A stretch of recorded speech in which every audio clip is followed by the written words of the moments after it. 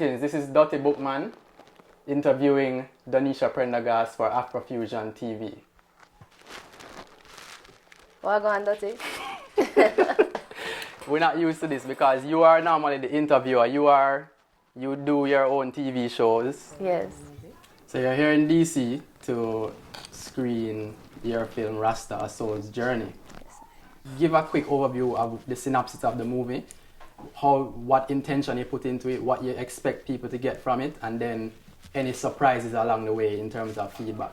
All right. Well, the Rasta Soul's Journey, it is my journey around the world to 8 countries to learn about the roots and the evolution of Rastafari and how it manifests in individual cultures, because we recognize that Rastafari is a culture, not a religion. And how does it feel to be screened in these different places? Every space has a different kind of reaction, and it is always humbling to see the kind of messages and the resonances that come forward. Because for the elder people, you will find that it's a very reflective time for them, because many of them were the ones who persecuted Rastafari and called them all the negative names, you know, the black heart man, you know, and agreed when people were saying trim them in the streets. So for them to come to that fullness to see what the trod was really like, it's a healing experience for them. And for the young people who grew up as children of reggae, as I like to say, because I classify myself as a child of reggae too. As children of reggae, this is an eye-opening experience, because we see that the mission doesn't begin or end at the music. Mm-hmm. The music is just a part of it, a tool to carry on the works and spread it across the world, you know. Occupy Pinnacle is happening. Yes. Some people may not care, but some people who are concerned are not adequately informed about what's happening on the ground in Jamaica. Is that why you decided to leave ground zero, as we might call it, or ground infinity, since Right. it's way up? Right. You know, and come to diverse places to spread the word? It is definitely why we need the attention of the international people right now, because this case dealing with Pinnacle cannot just be handled in the courts. Leonard Percival Howell is recognized as the founder of the Rastafari movement. He is said to be the first one to come to Jamaica and present the image of Haile Selassie as a divine figure for a disenfranchised people searching for their identity. Leonard Howell purchased an unknown amount of land, which he created a space for disenfranchised people to come and to learn about their independence through an African identity, with no rules and regulations and with no allegiance to a white queen or king, in the image of ourselves. Now, 1937 is when he purchased this land. He moved across Jamaica and he spoke at different spaces that he created and convinced people to leave off of the plantations and come up into the mountains, take your plot of land and eat what you plant. Rastafari as a cultural expression, these are the days when we developed outside of a religious concept, because then we incorporated the use of marijuana in our spiritual practices. The practices of eating vegetarian started to evolve from this space as well. And understand that these two practices were not naturally found in Jamaica. This was borrowed from the Indian indentured laborers. That is the Hindu tradition. True. Because you know you don't have to take a life to live. Yeah. Yes, ganja was the first way that the black man in Jamaica was able to make money off of the plantation. I said ganja was the first way that the black man was able to make money outside of working for the white man.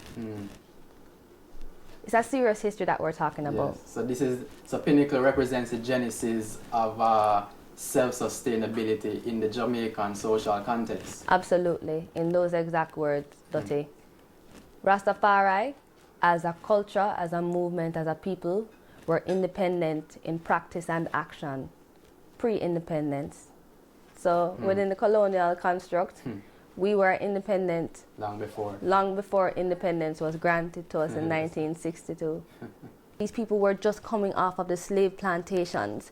Think about the emotion and the psychological trauma that they have been through. And now to find a space where they can learn about themselves through the African identity and the knowledge that they are Kings and queens, they come from royalty. They found their divinity. They no longer have to hail a king and queen that look nothing like them, that have raped their foreparents. They found freedom. They've tasted it, they've planted it. And just like that, it is taken away. It was blossoming, it was self-sustaining, and today a private developer is building on the land, claiming that they have the title. Well, first you have to understand the kind of persecution that Leonard Howell went through during colonial time and even after independence was granted. He's the most persecuted man in history. Leonard Howell, his village, Pinnacle, was raided over 16 times, and each time money, cars, jewelry, animals, food, all of these things were taken in massive amounts. You're talking about 4,000 residents of the community from 1939 to 1954, 1956. Today we're at a space where we're fighting private developers to regain control of our birthplace. Now we are reoccupying. The reoccupation of Pinnacle has begun because we are saying to the government that no, we are not going to allow you to tell us that you are going to take our land and have private developers sell it and build as they will. We will not allow you to rewrite our history ever again. We will initiate the research and documentation process. We will take your hand and guide you and show you the way, because it is our responsibility first to protect this.